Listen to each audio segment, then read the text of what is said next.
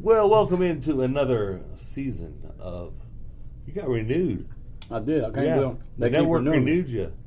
I can't believe it. And how many years have you been here now, Toby? This is my ninth season. 9 years here. You are the senior coach in KISD right now. Yeah, this is the third year. Third year I'm a senior. Yeah. I must be getting Do you old. get anything extra with that? Nothing, but make sure I get renewed. Yeah.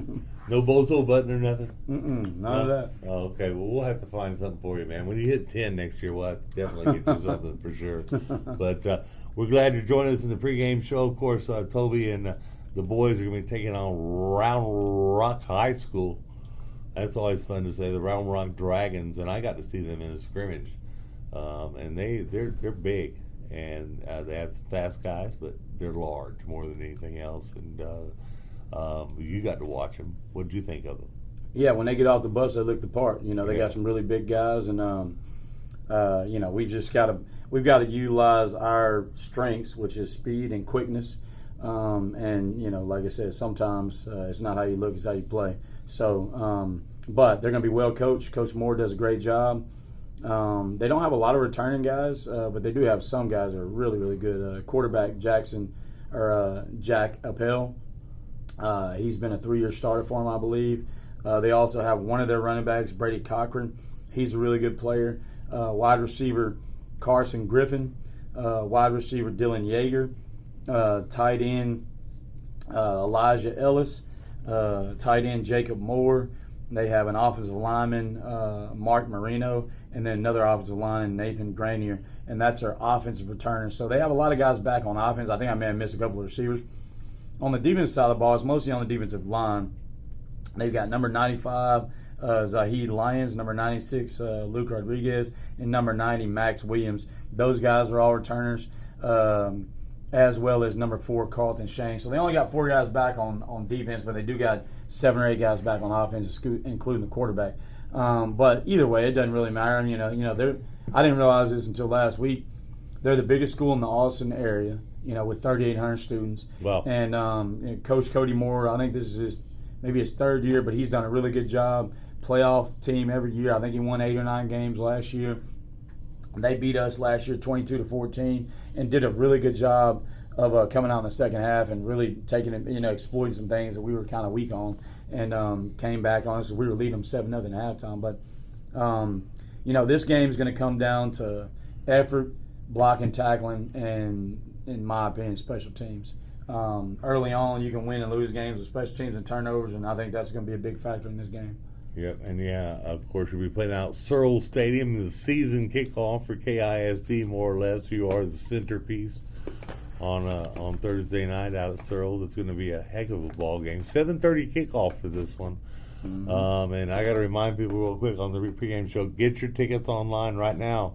You got to go online and get your tickets, Killeen ISD's website, and you can get that link to the ticket place. You got to have tickets electronically this year, so that's going to be pretty interesting to make sure everybody gets those to get in, because that's something new and different. But new and different with the Grey Wolves, we talked about it on the show Tuesday night from Raising Cane's. Got some great guys coming back. Got some great new guys you're going to be plugging in the spots where you lost some guys, and all across the board looking pretty good for the Grey Wolves. I tell you what, in my opinion at least. Yeah, we got a lot of guys returning on both sides of the ball, and we're excited about those guys. We're also excited about our young players. It's going to be a good mixture this year of young and old, and it's been very exciting in camp. We scrimmaged Belton last week, and the film that we got from that scrimmage was very valuable. And we played a lot of guys that were on the bubble. We played a lot of guys that hadn't played, Friday night football varsity. Some of the stars played a good amount. Some of them played a little bit. Some of them didn't play at all. But, like I said, this is a good mixture. Overall, we're healthy right now, whereas in the past we have not been at this time. And so that's a big deal, because we have 10 straight games and then a bye. Yeah. If we don't take care of our 10 straight games, our bye will be the off season, and we don't want that. We've been playoffs 3 or 4 years in a row. We want to continue that streak, and we're just excited about the start of this thing. It seems like forever since we played anybody that's not us in a real game, and the kids are fired up, ready to hit somebody else. That's always what it is. I tell you what. And when I watch them working out in the practices that I've seen, it's just tremendous excitement with the team, coaching each other up. I watched a lot of that. Coaches doing a great job. I mean, just all the way around looking good.